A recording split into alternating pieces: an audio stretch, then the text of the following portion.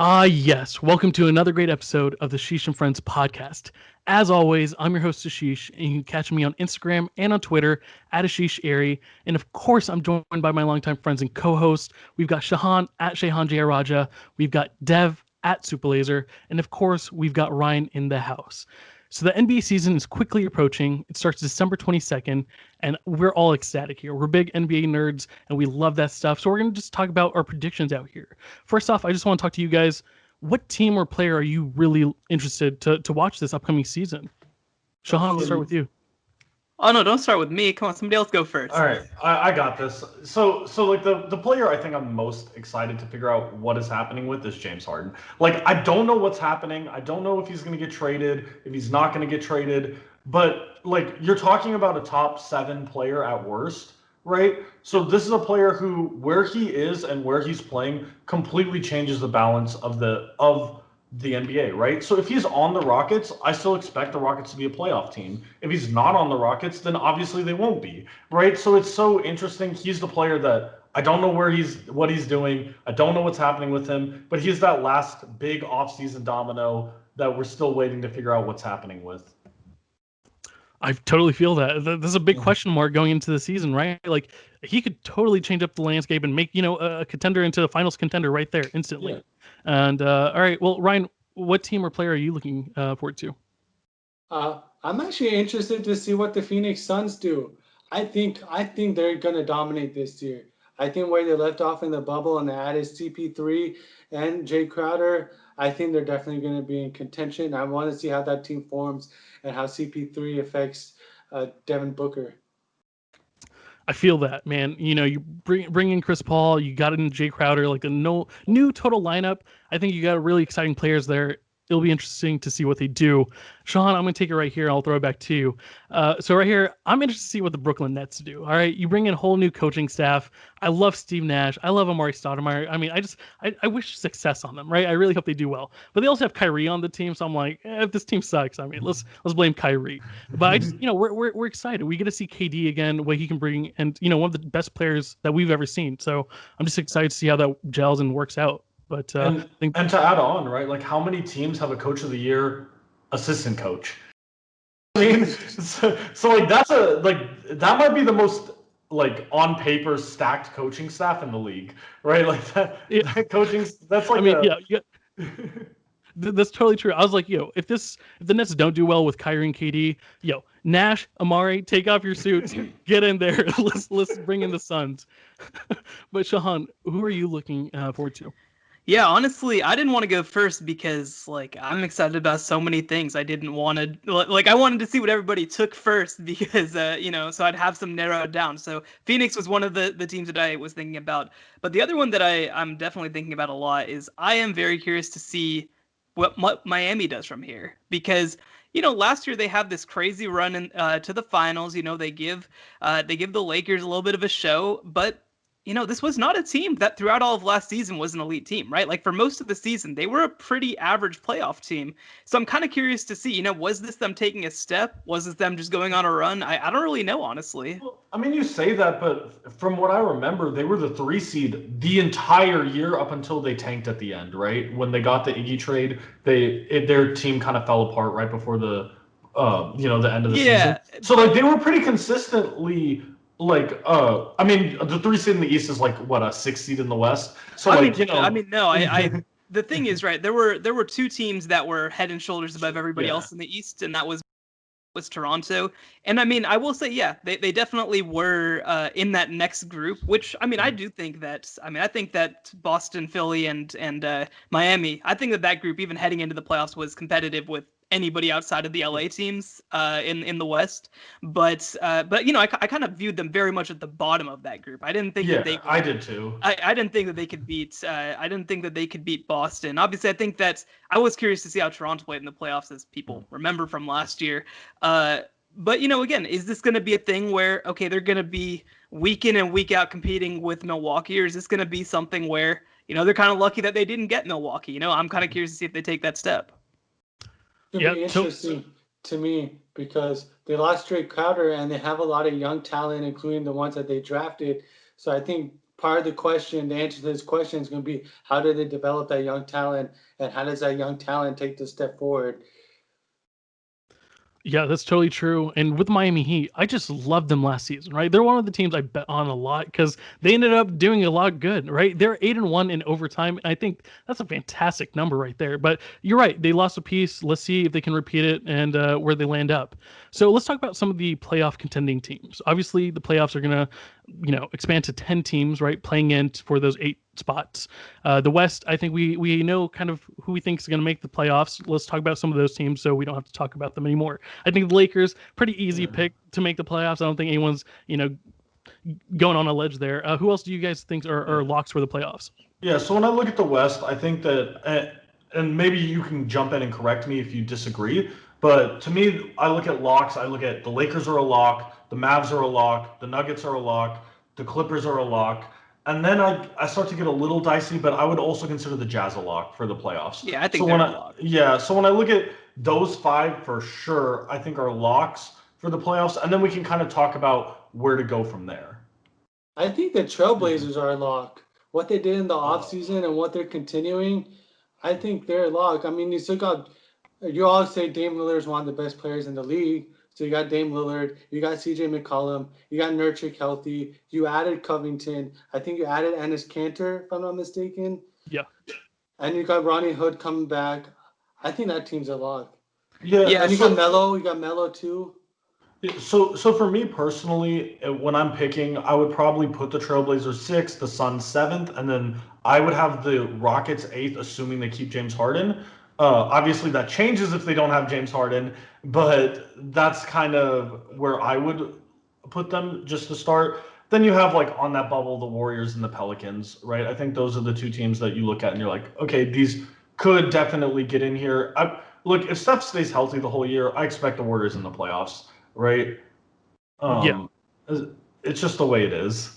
Yeah, and I think that for me, the other thing too is that, I think that top 5 group is quite a bit above the rest of everybody else. Like, I mean, I kind of think that the West is very top heavy. Like, I think that there are, 3 good teams. We can see if Dallas or Utah kind of makes a step to being like a great team versus kind of just an okay, good team. But like, I kind of feel this is like the worst that the bottom of the West has been in a while, which is kind of funny because I feel like it's coming at the same time that the East is becoming more balanced. And no, I mean, so I think that the Jazz are definitely a lock for me. I think that they're definitely in. I think that if Portland stays healthy, then I think that they're a lock, but that's obviously a lot to ask. And then you start talking about this bottom group, right? I don't know, Ashish, if we're ready to jump into that. No, let's talk about it. Like, what are those teams like on the border that you think have the chance to make it, but could possibly miss you? So I do think that definitely Golden State is a team that is going to be competitive if they stay healthy, but I'm really worried about their health. Me too. Yeah, and I think that last year, obviously, we saw like I don't think that Clay in himself, for example, is the difference between a 72-win team and a 30-win team, whatever it was. But I do think that obviously Steph being out for all of last year and kind of not getting in rhythm, I think that was big. But the thing that I'll say about the construction of this team is that period kind of allowed them to rebuild the supporting cast. So you've got a guy like Eric Pascal who wouldn't have been a guy if not for this past season. You've got a guy like James Wiseman coming in, and I'm not like the most high on James Wiseman, but if you want a guy for him to play with, it's Steph Curry, right? Like you want that rim runner. And look, I mean, obviously Andrew Wiggins is a very polarizing player, but you're kind of only asking him to be like your 4th best player, right? Like I think that this could work. I'm certainly not to the point where I'm feeling comfortable calling them a lock, but other teams obviously involved, like you mentioned, Phoenix, Memphis for me obviously is one in there. New Orleans is a tough one. I think they're probably out. And Houston, I mean, I'm just worried that even if Harden's there, he's going to just be completely disengaged. Right. Yeah, that's when I say if Harden's there, I mean also playing, right? like playing at his best. Like I could see Harden just like throwing in the towel this season, right? And that's kind of implied in the like, is he on the Rockets? Well, no, he's not really playing his hardest. And you mentioned like Clay isn't that piece that takes him from like to a 73-win team, right? In a 72-game season, but he is that piece that takes him from, if Clay's healthy, this is a lock. But like I think without Clay, you kind of have to remove that. I do think I agree. If Steph stays healthy this whole season, I think that team makes the playoff. If he gets hurt, I think he's that piece that needs to stay healthy. And you forgot to mention Kelly Oubre got signed, and I think that'll help him a lot. I honestly forgot about it. So I think that's major. And for me, I don't think the Rockets are going to make it this year. What they did this offseason was in anticipation for James Harden to leave. They traded Covington. They traded all these pieces. They got an injured John Wall back, who we don't know how good he's going to be, especially off an Achilles, and he's a slasher and driver. And Harden was out partying without COVID protocols for the past 3 days before showing up. So I'm just not convinced, like you said, even if he shows up, that he's going to play his hardest. And I thought I was going to make one of those hot predictions, but you guys were ahead of me on that. Hot predictions? Yeah. You mean hot takes? I mean, this is the thing, right? If like we saw what James Harden, like in 2019, right? We saw what James Harden can do with almost no one around him, right? Chris Paul was awful. And I think that's something when we look at the Suns, we forget Chris Paul was garbage before OKC. Like he wasn't just like he's not Chris Paul anymore. No, he was an actively bad player, right? And so this is the Harden effect. Yeah. Well, I don't know if that's true because in 2018 he was a good player, but like, I think it was I think he was just re-energized, right? He was excited. No, I mean, I think it was very much an off the court. Like I think the issues were way more mental and off the court than they were on the court. And injuries played a part. But I think that for me, I honestly did forget that Oubre was traded there, and I mean, I think for me, if you're saying that Steph's going to be healthy 3/4 of the year, I think that I'm not going to go as far as calling them a lock, but they're pretty damn close to a lock, I think. I just think this bottom group is interesting because I do think, I think Phoenix is a lock. I think that after trading for Chris Paul, short of injuries, short of things going bad, I mean, they have been desperately looking for a player like Chris Paul, like desperately looking, because now Devin Booker can play off the ball. Now you can get something out of oh my gosh, your big DeAndre Ayton, right? Yeah. Like you're thinking you can actually play him in the pick and roll with somebody who's not literally Devin Booker. I just think this team is so much more balanced. We saw so many of those guys emerge in the bubble, obviously, when they went 8-0. You have these guys coming in like Cam Johnson, who's playing really well, like Michael Bridges, who's playing really well. Like I think that you just have a very solid all-around team, and I can't even remember who they drafted this year. Jalen Smith. Yeah, I mean that, so you had another guy there in the rotation. Not who I would have picked. That's right. I remember because it was a good spot, but not who I would have picked. But I think that's just a solid rotation all the way around, and I think that this is, to me, I mean, look, I think that Devin Booker's kind of an interesting case study in terms of like the young up and comers in the league, because like he hasn't had the team around him to be able to prove that he's a star. I think this is the year that happens. Yeah, exactly. And when you look at it, like they also brought in Jay Crowder. They can stick him in the lineup. I think that's a great thing about Jalen Smith. You're not expecting too much out of him, right? Like they have a great bench. They have enough depth. I think their starting lineup's fantastic. So you can let him build, let him grow, and you're not like forcing him out there. And I think it's a great team to watch, and that's why I'm very excited to watch them as well. Dev, you gave us your 6, 7, 8. Obviously, we had those top 5. Well, Lakers, Nuggets, Mavs, Jazz, Clippers. Give me your 6, 7, 8. I know it's going to 9 and 10, but who do you think is actually making the playoffs? And let's go around. So my 6, 7, 8. I have Suns 6. I have Blazers 7. I have the Rockets 8, assuming James Harden is there. If James Harden's not there, then I would slot in the Warriors in that spot. And then when I looked at the 9 and 10, because we have those 2 play-in games, there I would have the other of the Warriors, Rockets, and then the Pelicans.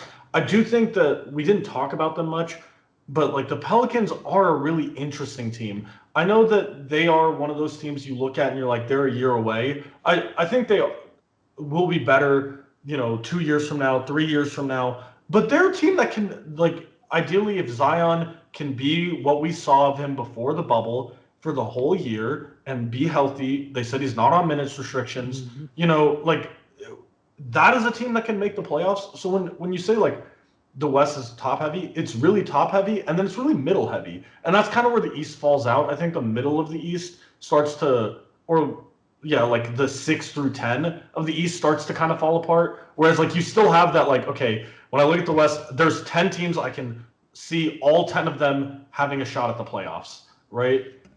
I completely agree with you, Deb, with the Pelicans. I think they have the young talent there that's going to keep them successful for years to come, but I think they're in the bottom of that pack. They're going to be competitive, but I think when it comes to the clutch time to win that playing game or to get there, I think they're going to come just short against if they're playing like Steph and the Warriors or someone like that. Yeah, I mean, the interesting thing is that we haven't mentioned the team that did finish 8th last year, the Memphis Grizzlies. You know, who are a team who are going to improve. But yeah, I mean, I do think that it's kind of interesting, right? Because the big thing with Memphis is that they just got out to such a head start because, you know, obviously the Pelicans didn't have Zion. Obviously with Portland, you know, they were without Nurkic and really struggled. You know, and I think that it's just sort of a bad timing thing, right? Where all of a sudden all these sort of teams are moving from like lower tier to middle tier, you know, where I mean, again, obviously let's think of this in the context of an 82 game season. Obviously it's not, you know, it's a 72 game season. I don't want to do the math of like what the equivalents are, but you know, like what do you think is a good enough record to get into the playoffs? Transposed to an 82 game season. Yeah, so I think in the West you're still going to need to be an above 500 team to get in the playoffs. I don't think that's going to be true in the East. In the West, I do still think you're going to need to be whatever 36 and 36, whatever it is, right, to get into the playoffs. And that's where I don't know because look, I expect the Grizzlies to be winning 30-ish games as well. When you talk about like where do these wins come from, I expect the Lakers to have a worse percentage record this year than they had last year. I kind of expect the Nuggets and Clippers to also be like right where they were or slightly worse as well. So maybe those wins are coming from those teams. Like you see a few more, the Grizzlies beating the Lakers in January, right? Like I think we're going to see a lot of those kind of games, and that's where those wins are going to come from. I think if a team wins 40 to 45 games, they're going to make the playoffs. And I think in the West, and I think in the East, like you said, 36. But I think if you hit 45, you should be in the playoffs. Yeah. Yeah, like you mentioned, it's gonna be interesting because they're limiting the amount of games you play your own division and all these other things. So the wins are gonna be a little confusing. I don't have a number there, but I think that's one reason the Grizzlies are probably gonna miss the playoffs. Like I think they're gonna be right there in the action. Like you mentioned, Dev, I think some of these older vets are gonna take some time off. They're not rushing back so quickly. Their bodies just went through a bunch, right? So you're gonna see a lot of younger players getting a lot of minutes. So I think personally, the Grizzlies are barely gonna miss it because they're also gonna miss Jaren Jackson Jr. to start the season, right? Like he's coming off like a knee injury. He had surgery. I think Justice Winslow is going to miss some time to start the season as well. So I think they're just going to come off to a little bit of a slower start, and that's going to end up biting them at the end. Yeah. It's a good point, right? You talk about those stars. When I looked at the Lakers schedule, right? I expect LeBron to play those 2 opening games, right? They have the one on opening night, and then they have the Mavs game. And then I don't expect to see him before New Year's. Like that's kind of what I expect, right? Like maybe we'll see him a game or two, but he'll probably be like on lower minutes for that, and he's going to need some rest and some play in, and that's just kind of the way it's going to be. I expect the same thing from Kawhi and Paul George, and we're going to see some of these like players just sitting out games randomly. Obviously, the NBA changed their policy, so they're not going to do it on nationally televised games, or they're going to fake an injury to do it. But one or the other, Yeah, I mean, look, when you go as deep into the playoffs as Kawhi Leonard went last year, it's tiring. I mean, it's really exhausting to go there. He had to play a whole 13 playoff games. Oh my gosh! I fully expect KP to sit out until January. Well, he is, right? He's confirmed sitting out. That's confirmed. I know. It's pretty joke. Yeah, all that resting didn't do quite any good. But yeah, so I think for me as well, I agree with the same 3, Dev. I think I'll go with the Blazers, the Suns, and I think the Warriors make it, right? I think they actually have a good team. They have enough shooting there. And, like I said, Steph Curry had a nice time to rest up last season. I think he's ready to come back and give it his all. So I'll have the Warriors with the last playoff spot. What about you, Shahan? What are your 6, 7, 8? Yeah, I'm going to go Phoenix 6, Golden State 7, and Portland 8. I think that in a year like this, I think that experience is really going to pay off. I think that, I could definitely see Golden State being even better than that. It just, again, it depends on a lot. We just really don't know what to expect from this team. And I think that people are kind of overlooking this team a little bit too, based off of, again, the Clay injury sucks, right? But it's not gonna, I think that people, oh, well, Clay went down and then obviously Seth missed some time and that's why they sucked. It was a lot of things, right? Phoenix, I think that we saw what they were capable of last year, and now you had a guy who can kind of tie everything together. That's what they've been desperately missing. And Portland, I mean, they're going to have Nurkic back all year. They traded for Robert Covington.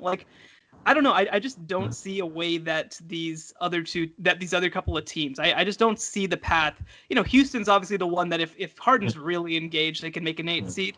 But I just don't really see the path for Memphis or New Orleans to really compete with these teams. Yeah, I don't know. So when you talked about it too, right? The Warriors are probably the one team you don't want to see in the playoffs, right? Any of these teams, they're like you talked about last year with the Mavs, trying to avoid the Clippers in the playoffs. Yeah, that's the team that you want to avoid. If you're the 1 seed, you're like, oh, please let the Warriors be the 9. Please let them be the 7. I do not want to see I do not want to see Steph Curry in the playoffs. I think that's what everyone imagined with a healthy, obviously a healthy team all around. Is just with a healthy Klay Thompson, a healthy Warriors team, everyone just slept on them last year. No one had to worry about them, right? Now it's everyone's worst nightmare. Oh my God, they're back, right? And I think that's a scary thought. I think the one reason I put the Pelicans out of the playoffs as well is obviously they have a new coaching staff too, right? We want to see what Stan Van Gundy does. They turn away their vet in Drew Holiday, so they got working pieces going on. I think they'll be a good team, fun team to watch for sure. But I just think they're definitely a year or two away. Ryan, do you agree with those 3 teams as the 6, 7, 8, or do you have any surprises for us? I agree with those 3 teams.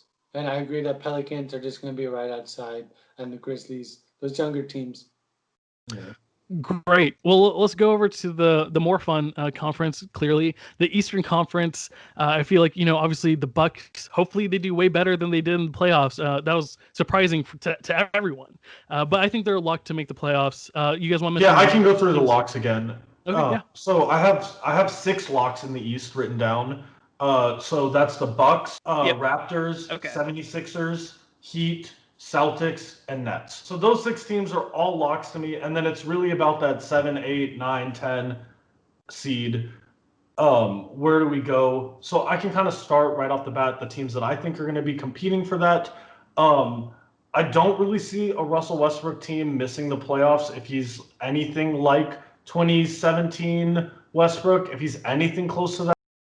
You got the Wizards there, the Hawks, right? You just added in Rondo. And then you have the Bulls, the Pacers, and the Magic are kind of in that where it's okay, maybe these teams could get it together. I don't really see the Bulls getting it together, but who knows, right?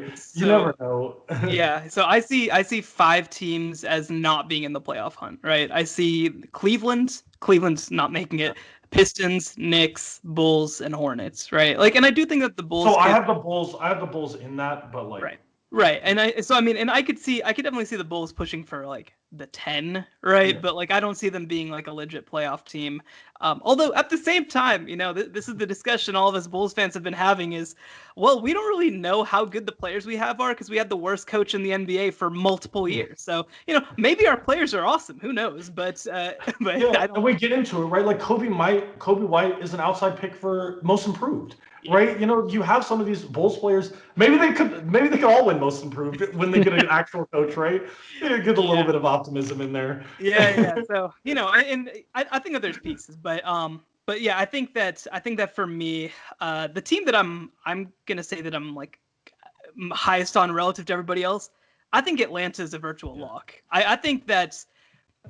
I mean, I'm not gonna go on my Trae Young, Luka Doncic rant, but I'll just give the synopsis of it, which is that Trae Young is a legit all-star, all-NBA type player who everybody would love if he hadn't have just been traded for Luka Doncic, which obviously should never have happened, but it's really just not that big a deal. It's really just not, right? If he was I completely agree with you. If he was just drafted number 5, everybody would be like, holy shit, this dude's awesome. He's my favorite player. But you cannot talk about Trae Young without being like, but did you know who he was traded for? shut up. I know who he's traded for. But I can still enjoy this. But anyway, I think that Atlanta, their big issue for years and years and years has been that they have been very terrible defensively, right? And now you add some guys in there who I think are going to really play a big role in that. You had a guy in Clint Capella who didn't really get to play last year, who's going to be, oh my God, I cannot imagine Trae Young on offense too with Clint Capella. Are you kidding me?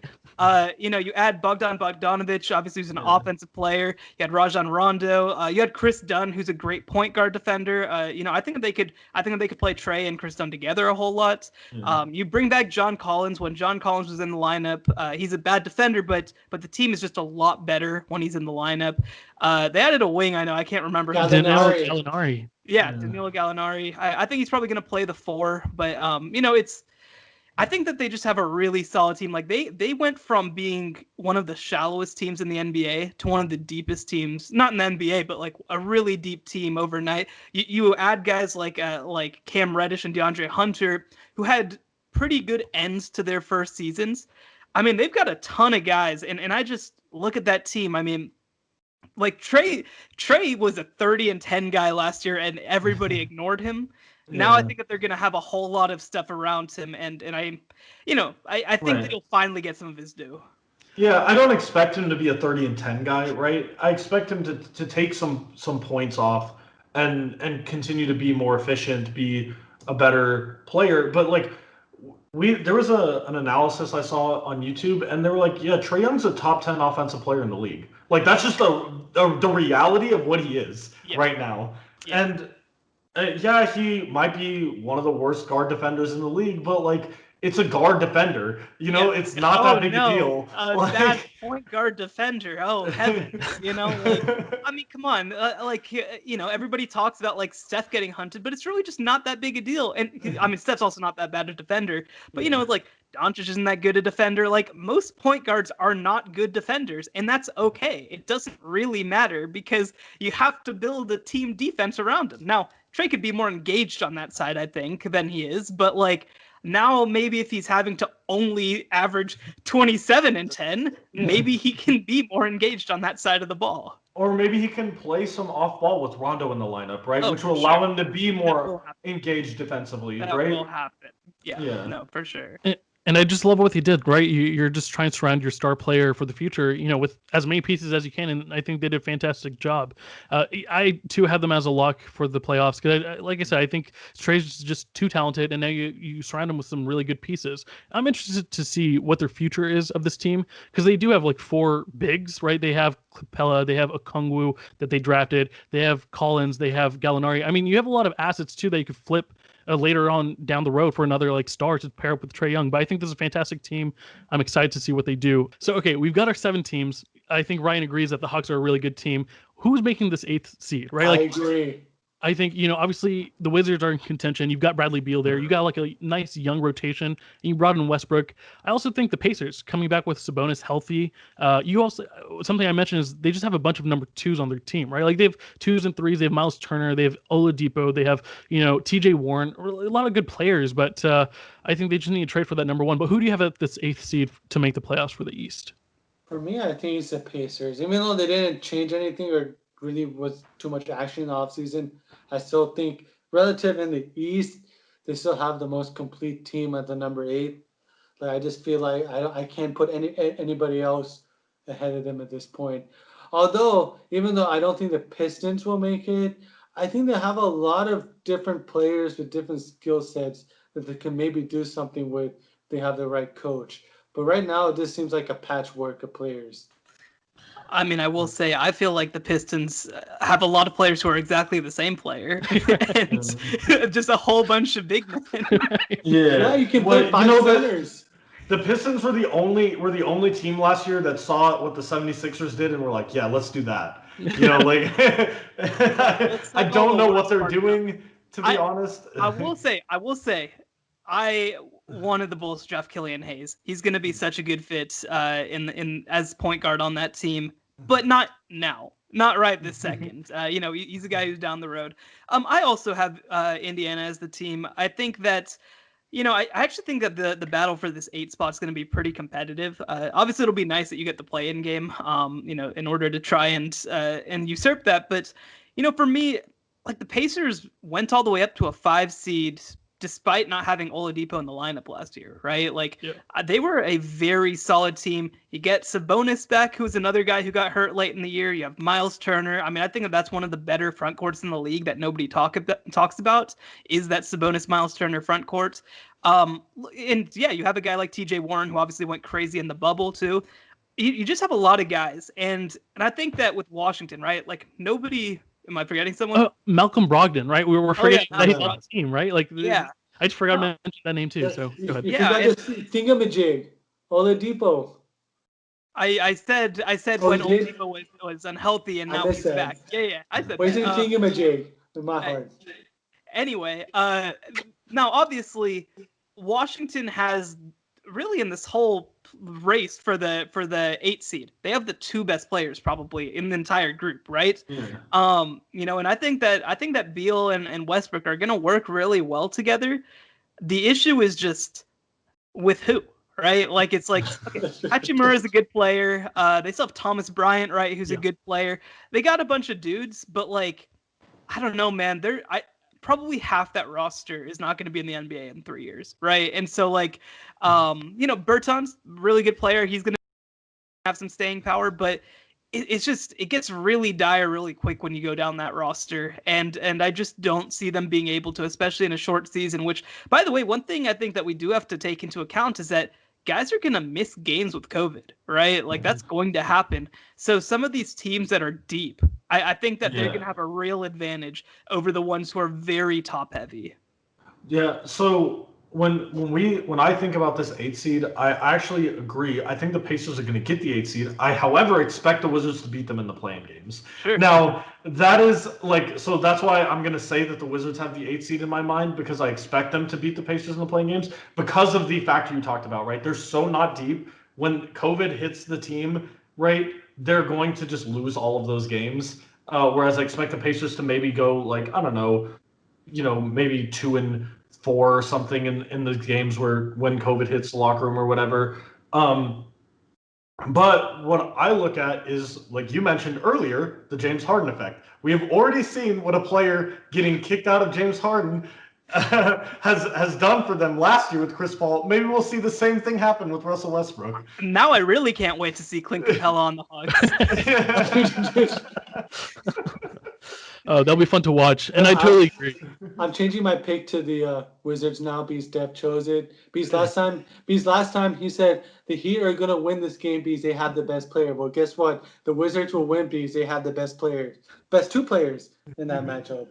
Right, but I'm kind of cheating. I'm kind of cheating in that because I'm hedging my bet a little bit in the sense that I do think Indiana's going to finish with the better record. Well, all right. I think the Pacers do make the 8th seed, and you know what? I'll even choose them to make the playoffs. I think the Magic could be in the conversation, but you're missing Jonathan Isaac for the whole year, so I think that takes them out of contention for sure. Let's move on to the award predictions. Actually, give me your finals predictions. Who do you think is making the finals? We don't even know at this point. Anything could happen, but what is your finals pick? Dev, Yeah, let's start with you. I'm gonna cheat again a little bit. I'm gonna pick the Lakers, obviously, and then I'm actually gonna pick the 76ers because I think they can make the finals without getting James Harden, but I also see them as the favorite to get him. So like this is kind of cheating, and I'm taking a 2-for-1 pick here. That's a pretty good deal, to be honest. Well, obviously the Lakers are gonna win. It's not even a competition. Like their team is just it's Lakers. I think the Lakers, barring any setbacks, it's gonna be the Nets because they have KD. As long as KD stays healthy, I think KD is the second best player right after LeBron.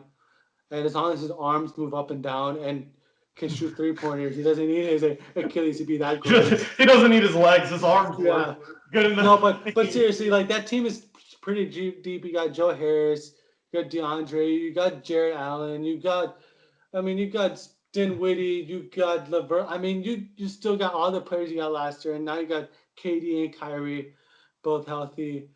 I think it's going to be the Nets versus the Lakers, and I think LeBron and AD edges them out. Nice. Shahan, what do you got for us? Yeah, I think that the Lakers are an obvious pick. I don't see any reason to pick anybody else. I mean, again, if I had a good reason to pick somebody else, I'd try and do it. But there's nobody else that I think is even that close. Thank you, Shahan, for agreeing with me. And then on the east side it's tough. I mean, I really there's so many moving pieces on this side, I think. So look, I think that Milwaukee's going to do it. I think that the addition of Drew Holiday is going to be huge for them. I think that they're going to be a more balanced team. Eric Bledsoe is a team that has faded every single year in the playoffs, or a player, sorry. And I think that the other thing too is that I do think that Budenholzer is gonna. I think people are gonna be in his ear a lot, right? About making adjustments in the playoffs and not just running guys dry in the playoffs. And they're a deep team when they decide to be, right? I think sometimes they shorten their rotations too much. And so I think that Milwaukee. I think that this is the year. I don't think that there's an obvious team again to sort of beat them. Obviously, Miami's gonna be back. Boston's gonna be back. I really am excited to see what Philly can be. I think that Philly would be a dark horse for sure, but I think that this is the year that Milwaukee gets over. And then obviously the Lakers beat them. Awesome. Hey, Deb, I love the 76ers pick. I had that written down because I feel like you surround Simmons with some shooting. I think good things are going their way. And like you said, they could also end up with Harden, and I think that'd be fantastic. But, I'm just going to throw out two dark horses here. Or, I don't know if they're dark horses, but, not the favorites. I'm going to go with the Nuggets making it from the West. I feel like they have a good composition of a team. They had a great draft. And I think, something could happen to the Lakers, and hey, Nuggets are in. I don't want to be a homie, I'm a huge Mavs fan, I'm going to choose the Mavs. So I'm not going to choose them, but, the Dallas Mavs can make it. And then on the East, I'm going to go with the Boston Celtics. Not a huge fan of Jason Tatum myself, but I think they have a really good roster, and I think they did a pretty decent job in the offseason. Yeah, but did you consider the fact that Jason Tatum is only 17? So, he's still got a lot of development. Yeah, he's only 17?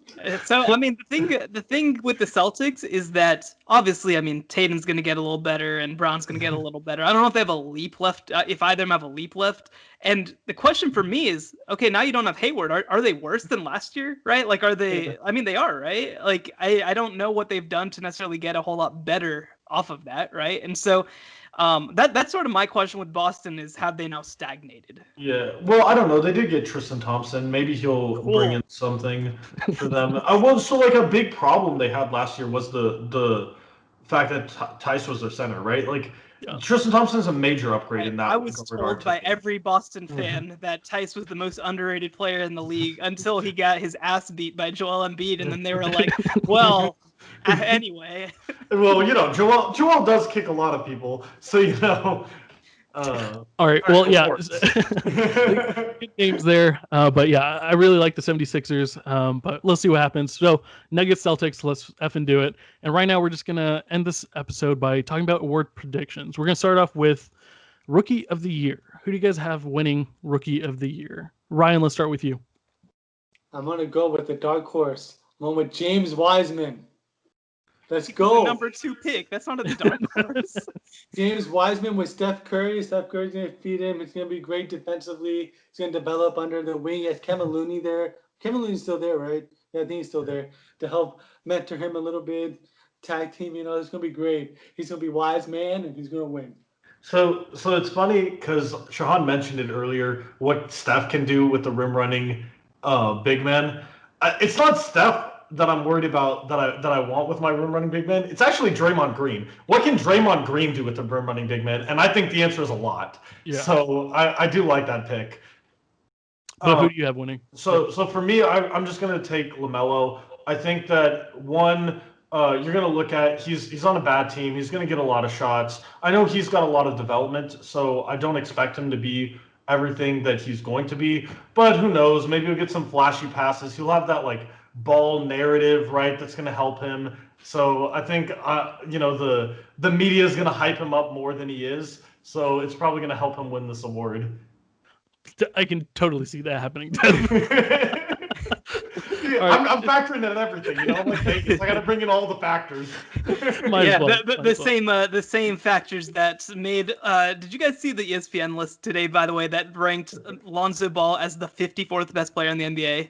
Ahead of Zach LaVine. Are you above a lot of good players? And I'm just what are we doing? anyway, that's a discussion for another day. So my pick, definitely, I think that LaMelo is a solid pick. It's kind of funny. A lot of these top guys are in interesting positions, right? Because like I look at a guy like Anthony Edwards. Obviously, he's not going to get the touches in Minnesota. He's going to kind of have to be not a role player, but a little bit of one.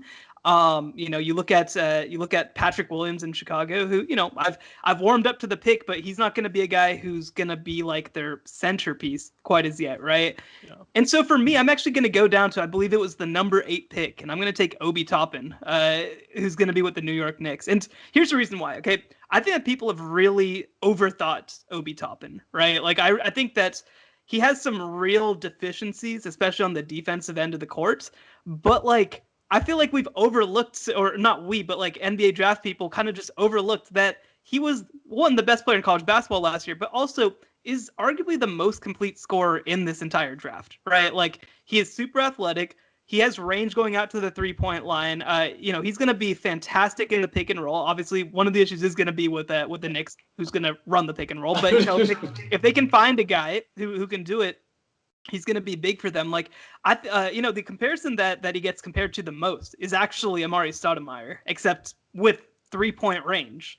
Like, so, this is a guy who can score at every level of the court. Now, we got to see whether his shooting truly translates to the NBA. But look, if RJ Barrett has proven anything, it's that you can get unlimited shots in New York, whether or not it's going to work.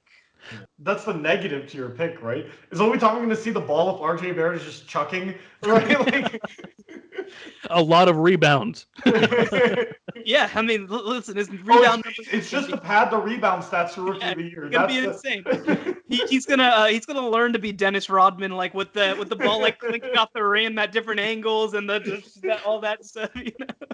It'll be great. It's gonna be awesome. Just get the rebound. Who's the Knicks coach right now? I literally have no idea. Derek Fisher. I don't know. That's a great question. Yeah, I mean that's kind of where we're at, right? Like, I'll look it up. Let's keep moving. I think he's gonna top in the scoring list if you get my drift. Oh my gosh, this top Thibodeau. Oh god, never mind. It's gonna be horrible. I rescind. No, he's regretting his pick already. All right, Ashish, where are you headed? I think that this is going to be an interesting year, and I think that Toppin is the kind of guy who's going to be an instant impact guy, even if he's not long-term going to be one of the better picks in the draft. If there's one thing you know about Tom Thibodeau, he's going to play his guys 48 minutes. Exactly. So. Except he's playing the whole game out here. He doesn't like playing rookies, though. That is the one thing that I'll say. But he has no choice in New York. All right. Well, for me, you mentioned him earlier, Shahan, and you said in the future he'd be good. I'm going to take him right here. I'm going to take Killian Hayes. I think he's a prospect that's pretty well seasoned. I mean, they got tons of bigs in Detroit. He's going to be lobbing up for days. He's going to have the ball in his hands a lot. So I think he's someone that could actually win this award quite easily. And one dark horse I'll throw out there is Cole Anthony with the Orlando Magic. We're talking about a bad team. I really love this pick, and I think he's going to do great things. So that's my pick right there. Let's move on to MVP. Who is the MVP of the season? Right. So I think that once again, Giannis is going to be the best player in the league during the regular season. However, I think there's zero chance. Like I think Giannis could average 40 and 20 and he won't get the award. So like I don't think Giannis is getting this, which kind of leaves it like a little wide open. I'm gonna pick Luka Doncic as my MVP this year. I think he's gonna get the narrative of KP not playing at the start of the year. And I think that maybe if they get to that 3 seed, you could see Luka Doncic as our MVP this year. So that's going to be my pick. Shahan, do you have anything to say to that? Yeah. I mean, look, I think that Luka is going to be far and away the most popular pick before the year, right? Like I think that he's got every single like storyline aspect on his side. The big thing that I wonder is like I don't actually know whether Dallas is going to have a good enough record for it to be like a lock sort of thing, right? Like I think that he'd have to get into the 2 or 3 seed. I think. Like, well, that's the thing. That's the thing that I'm wondering. And I mean, I do think this is a weird year because I even put like obviously my rankings together and I have them in like the 4 range. And like I am curious, right? Because there's not like another obvious guy if you're not gonna give it to Giannis who's gonna deserve it, right? And so like it's just kind of a weird range. And I mean, again, Luka could do literally the exact same thing as last year, and Dallas moved from 7 to 5, and people would be like, "Well, we got to do it, right? Like, he already had a lot of that narrative when they just made a 7 seed, right? And so, I mean, he finished fourth in MVP last year, right? Like nearly averaging a triple double Right. on a good team is a hard thing to do. right. On one ankle. Yes, he only had one ankle the entire season. That's Yes. exactly right. But Half but a no, back. I think that it's a pick that'll make a lot of sense. I think that if you're like looking right now per se at like the betting markets, I think that that's like gonna be an easy way to go. Because of that, I don't think it's gonna happen. I think that somebody else is gonna emerge. I think that I don't have a great feel necessarily, right? Because I think it's gonna be a total crapshoot. I think it's gonna be a team sort of popping. This is probably the hardest year to predict an MVP in recent memory. Again, and just to reiterate, because they will not fairly give Giannis his MVP for being the most valuable player in the league. But anyway, I think that for me, one guy I did consider was LeBron, but I think that just the rest stuff is going to be tough. I think that if this was a regular season, I would give it to LeBron, but I don't think that I think it's sit out too much. So a guy that I actually think that I might give it to, and again, it's one of those things where we're talking most value in a regular season, right? I think that Jokic could win it. Yeah. I think that that team is like a head above where Dallas is going to finish. I think they are going to be probably a 2 seed. I think that they've improved their roster. They're going to have everything coming back. Actually, look, heading into the playoffs, I always kind of thought that with Jokic, it was going to be like, it was always going to be like, he puts up big numbers, but like he can't like, the narrative stuff of like you can't put the team on your back sort of thing, but like then he kind of did, right? And like, I know that a lot of people, and I don't know if we're going to talk most improved, I know that a lot of people are going to be really high on Murray, but like this is Jokic's team, right? Like this is not anybody else's team except for Jokic's, and I think that they're going to have a chance to, again, in the context of an 82 game season, push for more than 55 wins, and I think that in a year where there might not be an obvious guy, I mean, they could push for a 1 seed potentially. Yeah, I totally agree with that. Ryan, what do you think for MVP for next season? I'm going to go on a dark horse again for this one. I'm going to go on my Nets trail here. I think KD will win this MVP this year. I think KD with 2 arms and 1 good Achilles will shoot some good shots, take that Nets to a top seed, lead him to the playoffs. I think he'll be like the comeback kid. Everybody miss KD, give him the love, and give him the MVP.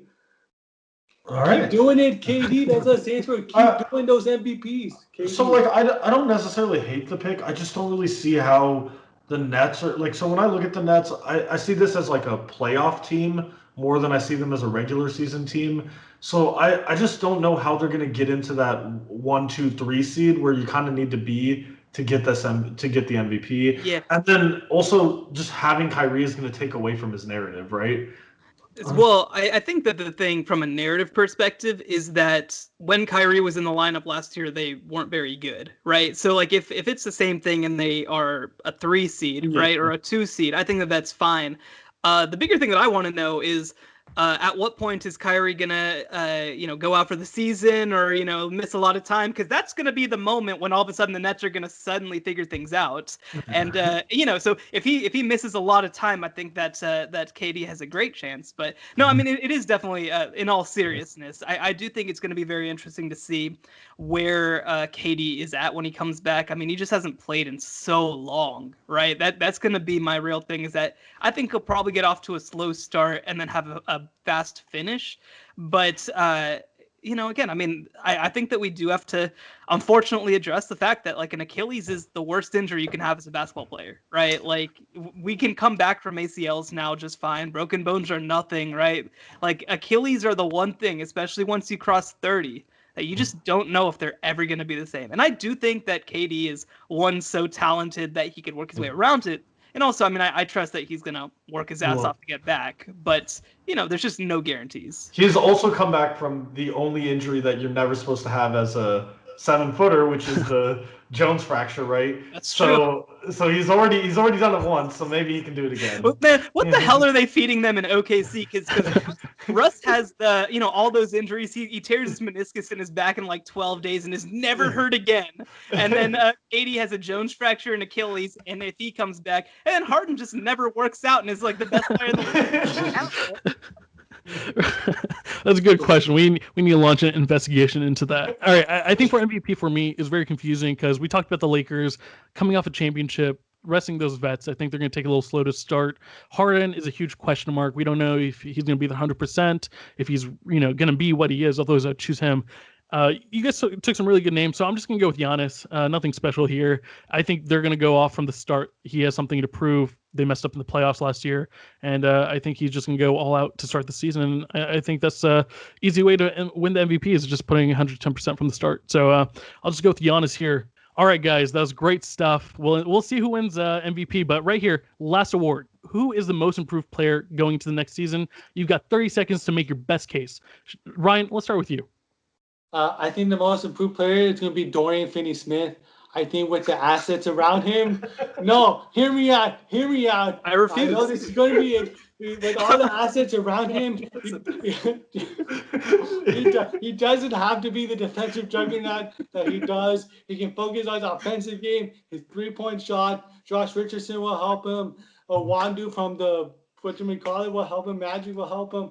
He's going to be great. His 3-point shot's going to be improved. His defense is going to be improved. He's going to lead that team in the playoffs. He's going to be most improved. Right. You didn't name a offensive skill, but we got to move on. All right. So just so you guys know, if you want to bet with Ryan, Dorian Finney-Smith is at plus 10,000 right now. So if you want to get your pick in for most improved, $1 wins you 100. So, Dev, who's your most improved player for this upcoming season? All right. Well, since Ryan didn't take the more obvious pick, I guess I'll go with the vanilla pick again, because and I'm just gonna say Jamal Murray. So what I think is that we're gonna kind of see here is that when we look at these awards, we're gonna look at what they did in the regular season, not what they did in the playoffs. And Jamal Murray was so inconsistent last year in the regular season that if he can be, 90% of what he was in the bubble for consistently through the season, then people are going to bring this narrative. Jamal Murray is the most improved player. So that's kind of where I'm looking at it. I know it's a very vanilla, boring pick, but that's where I'll go. Shahan, most improved. Who is it? I'm going to go with DeAndre Ayton. So it is, I think, kind of interesting, just the idea of a former number 1 overall pick winning most improved player. And I think that we can get into sort of what this award should be. But the reality is, right, it's a guy who makes a step between one year to another, right? And so obviously, I think that Ayton's been a lot better than people realize in the first place. I think that he has been one of the more disrespected players in the NBA. Also, by the way, because of the Luka thing, but I digress. But I think he has been pretty good so far, but he definitely has looked lost at times. And I don't think that they've run a lot of stuff that's benefited him, because they also, I don't think, have the personnel to run some of that stuff. But Chris Paul is going to be a perfect fit for him, because he's going to be able to get him the ball in the right positions. He's going to be able to run the pick and roll with him. And look, I think that this is just going to be a very balanced team. Actually, Devin Booker, I think, is probably going to average less points per game. But I think that Ayton's going to be one of the primary beneficiaries. And I think that not only is he going to average more points, I think he's also going to be a way more impactful player. Yeah, that's a good pick for sure. Someone I'd go with is Shai Gilgeous-Alexander, but I think his stats are already through the roof, so I'm just going to avoid that pick right there. I'm going to choose one of Shahan's from his team, from the Bulls. I'm going to choose Kobe White. I think, this team's going to be making progress to the playoffs, and people are like, wow, the Bulls are somewhat fun to watch, and it's going to be because of Kobe White, and they're going to be like, wow, let's look at his stats from last year. Oh, wow, he's improved so much. So I think that's a pretty good case to win most improved player. You're telling me that he's going to finally shoot 40% from the field? Yeah. And in case anyone was curious, the other top Vegas picks, we got most of them out there. The other one, Jaren Jackson Jr., Tyler Hero, and Malik Beasley are the other really high picks, along with Shai Gilgeous and Wendell Carter. The thing that I do, just real quick, I am going to be really interested to see how some of these guys who performed in the playoffs play, because I personally think that Jamal Murray is going to come back to earth, right? I think that was totally out of left field. I don't think that that's ever going to happen again. And but I am curious, right? I think it's another level to do it in the finals, right? Hero did, just from a confidence perspective. So I don't know. I definitely think that there's a chance that what happened in the bubble is just some crazy thing with a lot of different players that'll never happen again.